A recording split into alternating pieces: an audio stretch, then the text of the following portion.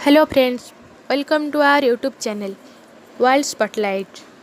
विवाह पाई बृहस्पति और शुक्र ग्रह बहुत महत्वपूर्ण। युवती विवाह पाई बृहस्पति ग्रह महत्वपूर्ण होइथिला बेले युवक विवाह पाई शुक्र ग्रह महत्वपूर्ण होइथाय। युवती एवं युवक मध्यरु जनकर ग्रह उच्च स्थान रे थिले विवाह बंधन भल रही थाए।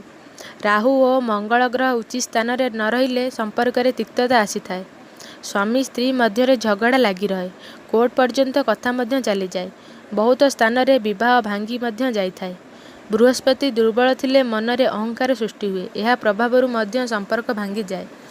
शुक्र ग्रह कारणरू मनरे गर्व और लोभ सृष्टि हुए, यही कारणरू मध्य संपर्क भांगी जाए। जदि स्वामी स्त्री मध्यरु जनकर चंद्र और जनकर राहु किंबा जनकर सूर्य और अन्य जनकर राहु रही थाए, एमिति संपर्क रे सबुबले झगड़ा लगी रहे।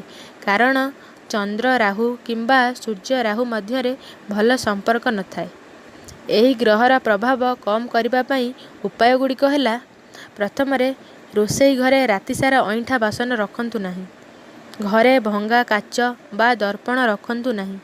घरे गोलाप फूल बास्नार अगरबत्ती जलांतु।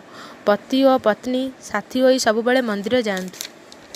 शुक्रवार दिन शिव भगवान को क्षीर अर्पण करंतु।